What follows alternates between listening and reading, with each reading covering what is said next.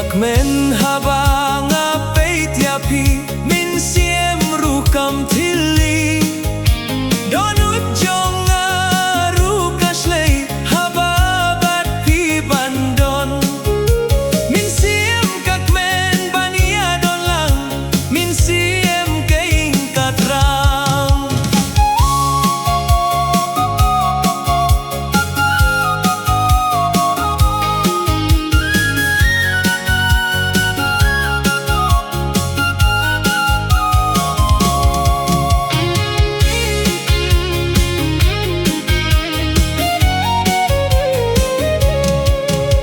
Pilong shisha